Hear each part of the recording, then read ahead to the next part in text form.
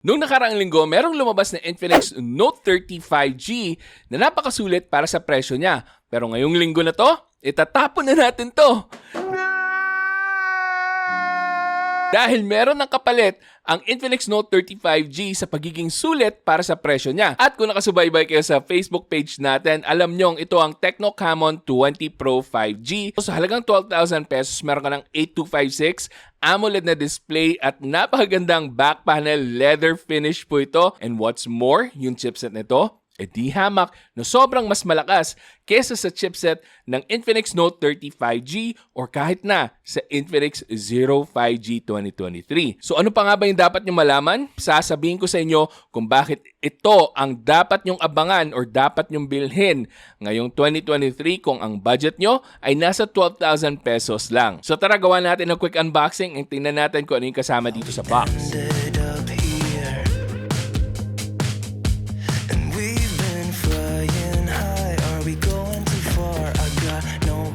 Left and I'm losing my job over you, but I don't care about that.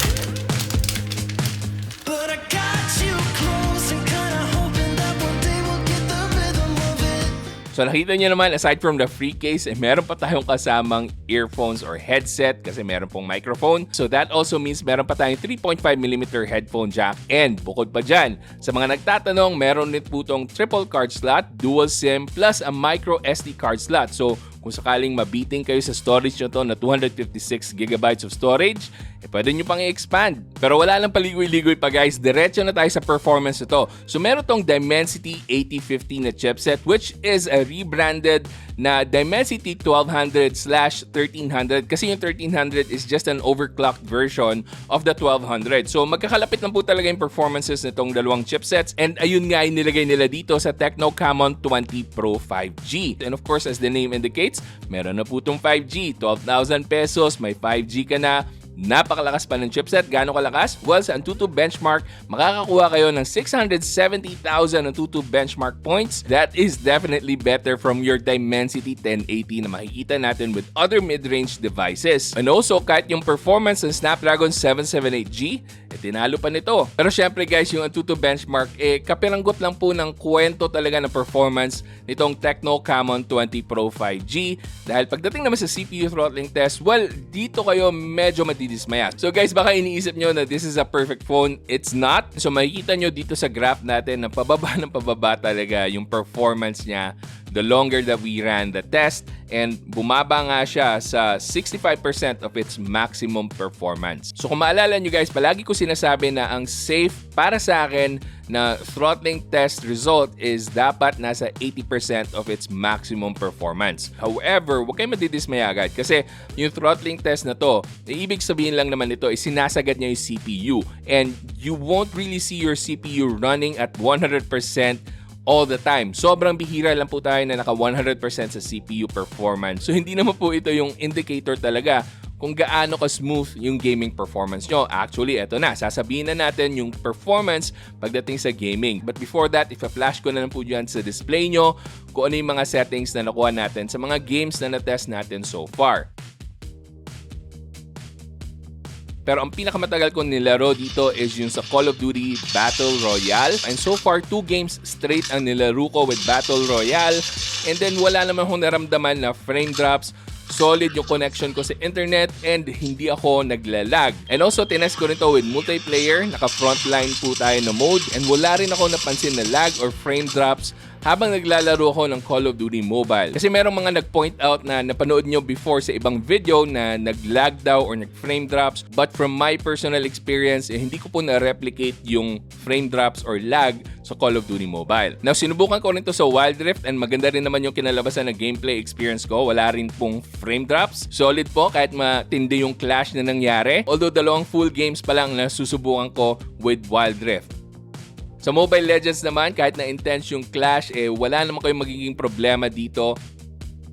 And then sa Genshin Impact, medyo saglit pa lang yung gameplay experience ko with Genshin Impact. So hindi ko pa masyadong masasabi sa inyo kung gaano nga ba kainit yung thermals nito. Yung default settings niya with Genshin Impact is naka-medium na. So that's a really good indicator na malakas yung chipset nyo. Kasi usually, pag nasa ganitong price range, bibigyan lang kayo ng low or lowest graphical settings as your default. There is room for us to really push this up to the highest graphical settings if ever man mas-trip nyong ganon. But of course, pag pinush you to the highest, you can expect na iinit at iinit talaga ito. And speaking of init, umabot tayo ng 42 degrees Celsius after playing 2 straight games of Battle Royale dito sa Call of Duty Mobile. So medyo warm siya to the touch. But overall, again, yung gameplay experience ko with the Tecno Camon 20 Pro 5G has been smooth. However, mukhang kailangan natin ng masinsinan na game test dito sa Tecno Camon 20 Pro 5G para masabi ko talaga sa inyo kung maganda ba or hindi maganda ang thermals ng phone na to pagdating sa gaming. However, isiset ko na yung expectations nyo guys. Kasi baka merong mga hardcore gamers sa inyo dyan na ini-expect na kaya nito yung hardcore gaming talaga. I don't think that is the case because yung Camon series talaga ng Tecno is more camera focused. And mamaya pag-uusapan natin ng masinsinan yung camera nito. Pero gusto ko lang talaga iset sa inyo na kung hardcore gaming ang hanap nyo, I think yung Poco X4 GT is still one of the better options. But for all of you casual gamers na gusto ng balance na camera and also gaming performance, stick around and finish this video kasi para sa inyo talaga yung phone na to. Now moving on, pag-usapan naman natin next yung display nito. So meron tong AMOLED na 120Hz Full HD resolution. Gaano nga ba kaganda to pag tinapat natin with other phones like the Poco F5? Well, tingnan nyo na lang guys yung pinapakita ko sa display nyo kasi para sa akin, kayang-kayang sumabay ng AMOLED nitong Tecno Camon 20 Pro 5G versus the Poco F5 na medyo mas mahal dito. Actually, there are times na nakikita ko na yung default settings ng Tecno Camon 20 Pro 5G is better than the color reproduced dito sa Poco F5. Although medyo mas saturated lang kumpara dun sa Poco F5. Sa Poco F5 kasi meron kayong mahahalata na parang greenish yung tint or tone. So ma-adjust nyo naman yon with the Poco F5 but I'm just saying na yung warmer tone is andito na nakaset na by default sa Tecno Camon 20 Pro 5G. Kung manonood naman kayo ng Netflix dito, well, walang problema po kasi naka Widevine level 1.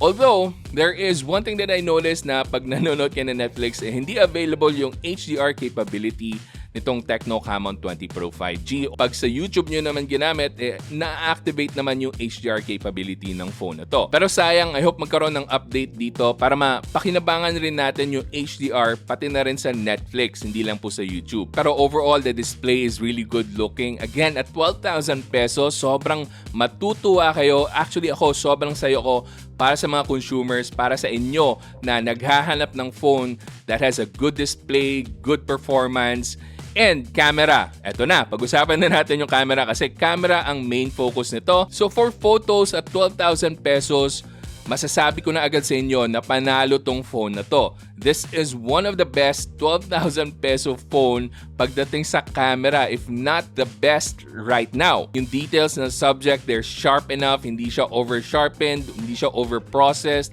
Although nandun tayo sa warmer tone and medyo mas saturated ng konti, I would say, yung mga photos na nakunan ko, but they really look good. And pwede mo pang ma-edit, pwede mo pang ma-enhance with your photo editor if you want to, but para sa akin, ready to post na yung mga photos na na-snap ko with the Tecno Camon 20 Pro 5G. As in, hindi mo na kailangan i-edit. Ready na siya for social media. Now, if there is one thing to complain about, maybe it's the HDR capability pagdating sa mga bright na subjects. So for example, pinipicturan mo is yung signboard na maliwanag. You have to adjust it manually kasi minsan hindi niya nadedetect na kailangan niya mag-lower down yung brightness. So, isa yan sa mga nitpick na reklamo ko dito sa phone na to. But overall, kung normal, regular daylight shots naman, yung mga subject mo well lit, okay na okay yung mga makukuha yung photos with the Tecno Camon 20 Pro 5G. For night mode naman, asahan nyo na maganda yung makukuha yung photos dahil Maganda yung super night mode na nilagay nila dito. It's what we've come to expect from Infinix and Tecno. Asahan nyo na natataas yung contrast, tataas yung clarity, tataas yung details, and mas mahalata nyo talaga yung details na makukuha pag naka-super night mode versus naka-auto mode. Yung selfie camera naman niya, sakto lang yung makukuha yung quality ng photos. Pag low light na, makita nyo magde-degrade talaga yung image quality. Although mabuti na lang, meron na tayong LED light na kasama dito. This is another bonus para sa isang 12,000 phone. So, meron kang selfie camera and an LED light para maliwanag talaga yung mukha mo pag nagpipicture. So, let's take a sample. Ayan, sobrang liwanag. Next up, pag-usapan na natin yung video capability nitong Tecno Camon 20 Pro. And let's cut to the samples mismo kung saan i-discuss ko sa inyo kung ano yung quality na pwede nyong i-expect. Video natin, 4K video recording, 30 FPS. So, wala siya stabilization. Maalog, makikita niyo yan. So, we will need a gimbal for this. Kung sakali mang gamitin niya for vlogging yung 4K. Ayan po. Lalakad tayo. Handheld. Yan po yung quality na maasahan nyo. Na ipapakita ko sa inyo pag may gimbal para lang sure kayo na stable talaga pag may gimbal. Ano, may gimbal na tayo. 4K 30 FPS. So, subukan natin maglakad. It's gotta be so much more stable. So much more stable than without the gimbal. So, kita nyo naman, di ba? Super smooth na tayo with the gimbal on. So, yeah, naglalakad tayo. Nagbabounce yung gimbal. By the way, yung gamit kong gimbal is the Insta360 Flow. One of the best phone gimbals that you can get. Ililink ko rin po yan dyan sa description box. Medyo may kamahalan, pero I promise you guys, if you're looking for one of the best phone gimbals, ito na yung best na makukuha nyo right now. Kita nyo naman, di ba? Pwede na for vlogging. Oh. Ito naman yung 1080p 60 FPS. So try rin natin maglakad. Hindi rin ganun ka-stable. Walang gimbal, handheld. So, ito yung maasahan nyo. If ever man, gamitin nyo for vlogging ang 1080p 60 FPS. Kung gusto nyo yung stable na video recording, mag-switch dito sa 1080p 30 FPS. So, ito, pag naglalakad kayo, stable siya. Well, dapat mas stable siya compared dun sa mga previous video resolution na tinry natin. So, handheld pa rin tayo. Naman guys, 2K resolution, 30 FPS. So, yan, walking mode. And yes, gimbal pa rin tayo. So, makita nyo, stable yung video na nakukuha natin. Siyempre, pag tinanggal nyo yung gimbal, it's gonna be shaky. Pero, tingnan nyo, gimbal mode, medyo overexposed lang yung background. Pero nagko-compensate kasi siya para makita yung face natin. Pero if you move out, ayan, tignan nyo, nag-adjust yung exposure. Pero bumalik tayo dito, ayan na, blown out yung background kasi nag-adjust siya. Video natin without the gimbal. Handheld. So makikita nyo, maugana talaga siya. So it's really much better pag may gimbal kayo para sobrang solid na recording nyo. Right. Alright, so overall, maganda yung quality ng videos na pwede nyo makuha. 4K 30 FPS. Ayun nga lang, wala talaga tayong image stabilization pagdating sa video pag naka 4K 30 FPS. Pero kung gusto nyo talaga ng very stable footage sa mga phones nyo, isa to sa best gimbals na marirecommend ko sa inyo. Ito yung Insta360 Flow. So I highly recommend na i-check out nyo yung product na to if ever may budget kayo. So panalo tayong lahat dito, hindi lang po si Tecno ang panalo, panalo rin po tayong consumers kasi ayun nga, nabibigyan tayo ng magandang quality na camera sa murang halaga. Well, relatively murang halaga. Now, susunod, gustuhin ko mang i-discuss sa inyo yung battery life and battery performance ng Tecno Camon 20 Pro 5G. Hindi ko kasi kayo mabibigyan ng very accurate na battery life or battery usage ito kasi para sa mga araw na ginamit ko to, talagang sagaran. As in, ang dami kong kinuha ng mga photos and samples ng videos and then gaming performance, gaming test. So, talagang mabilis na ubos sa akin yung battery nito sa mga benchmarks kasi mga battery draining talaga yung applications na nasubukan ko. However, mabibigyan ko naman kayo ng idea sa charging performance nito. So from 0 to 85%, aabutin kayo ng about 1 hour sa charging performance dito sa 33 watts ng Tecno Camon 20 Pro 5G. Sa software side naman, usually dito maraming complaints yung mga tao pagdating sa Tecno phones dahil number 1, maraming bloatware and number 2, yung iOS isn't really polished pa if you compare it with the other established brands. But so far, sa very short experience ko with the Tecno Camon 20 Pro 5G, solid naman yung performance ito pagdating sa OS niya. And by the way, meron na tayong Android 13 dito out of the box. Pag kinumpara natin to with the recent phone na na-review ko from Infinix, mukhang mas marami ang bloatware dito sa Infinix versus this one sa iOS ng Tecno. Pero pwede nyo namang i-disable yung mga apps na hindi nyo naman balak gamitin. And sinasabi dito na if you disable this app, Android and other apps may no longer function as intended. Keep in mind, you can't delete this app since it came pre-installed on your device. And by disabling this, you turn this app off and hide it on your device. As for the ads na sinasabi nila, very notorious si Infinix and Tecno. So far, wala pang nakikitang ads and walang intrusive ads at that. So I don't know, baka kailangan ko pang gamitin as a daily driver mismo para malaman ko talaga and masabi ko sa inyo in the future in a follow-up review. So let me know if you guys want to find out more about the iOS and how it really feels if you use this as a daily driver. Okay, so time to decide guys. Dapat nyo nga bang bilhin itong Tecno Camon 20 Pro 5G? Or are there better options out there right now? So kung naghanap kayo ng phone at the 12,000 peso price range, guys, wala na pong tatalo dito. Kung nag-iipon ka and ang target mo lang is 10,000 pesos na phone and ang choice mo is this one, the Infinix Note 30 5G, I would tell you, pag-ipunan mo pa yung extra 2,000 pesos para dito, sobrang sulit.